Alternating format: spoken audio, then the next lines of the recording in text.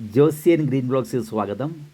കേരളത്തിലെ ഏറ്റവും നീളം കൂടിയ സ്റ്റേറ്റ് ഹൈവേ കൂടിയുള്ള യാത്രയാണ് നാം ഇന്ന് നടത്തുന്നത്. 1232 കിലോമീറ്റർ നീളമുള്ള ഈ പാത തിരുവനന്തപുരം പാറശാലയിൽ ആരംഭിച്ച് കാസർഗോഡ് നന്ദനപ്പടവിൽ അവസാനിക്കുന്നു.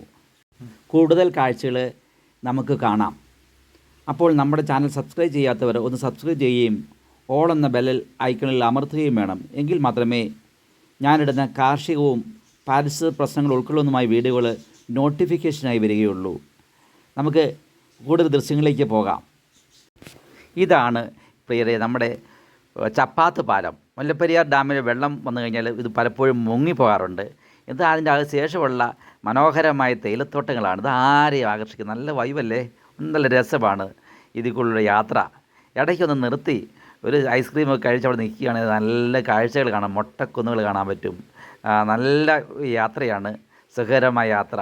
ഇപ്പോൾ നമ്മൾ കടന്നു പോകുന്ന വഴികൾ നമുക്ക് ഒത്തിരി നമുക്ക് സന്തോഷം നൽകുന്നുണ്ട്. നല്ല പച്ചപ്പുകൾ കണ്ടോ, ഒത്തിരി പച്ചപ്പുകൾ. അതുകൊണ്ട് തേയിലത്തോട്ടങ്ങളും പച്ചപ്പുകളും അതുപോലെ കുന്നുമലകളും അതുപോലെ തന്നെ ഒരു ചെറിയ ഒരു വെള്ളച്ചാട്ടമുണ്ട്. ആ വെള്ളച്ചാട്ടത്തിൻ്റെ അടുത്തും നമുക്ക് കാണാൻ സാധിക്കും. ഒത്തിരി മനോഹരമായ ദൃശ്യം. മൂന്നാറൊന്നും പോകണ്ട, ഇവിടെ നിന്ന് എല്ലാ കാഴ്ചകളും കാണാൻ പറ്റും. പശുക്കൾ മേയുന്നു, അതുപോലെ തന്നെ ചെറിയ ചെറിയ തോട്ടങ്ങൾ, മനോഹരമായ മരങ്ങൾ, ഇവയെല്ലാം നമ്മളെ ആകർഷിക്കുന്ന കാഴ്ചയാണ്. താഴോട്ട് നോക്കിയാണ്ട് ഒത്തിരി ദൃശ്യങ്ങൾ നമ്മൾ കാണാൻ സാധിക്കും. താഴെ അങ്ങോട്ട് എന്താണ് വാഗമണ്ണിലേക്ക് പോകുന്ന വഴിയാണ് കാണുന്നത്. അത് വളഞ്ഞ് പോവുകയാണ്. അതുപോലെ തന്നെ നല്ല യാത്രകൾ, ബസ്സിലുള്ള യാത്രകളൊക്കെ കാണാൻ സാധിക്കും. ഒത്തിരി ആൾക്കാർ ഇവിടെ കാഴ്ച കാണാനായിട്ട് വരാറുണ്ട്. അത് സഞ്ചാരികളെ ഒത്തിരി ആകർഷിക്കുന്ന പ്രദേശമാണ്. നമ്മൾ ഇനിയിപ്പോൾ അടുത്തതായിട്ട് പോകുന്നത് മരിയൻ കോളേജിൻ്റെ അടുത്തേക്കാണ്. മരിയൻ കോളേജ് നമുക്ക് സുപ്രസിദ്ധമായ കേരളത്തിലെ ഏറ്റവും പ്രസിദ്ധമായ കോളേജാണ്. അവിടെ ഒത്തിരി വിദ്യാർത്ഥികൾ പഠിക്കുന്നു.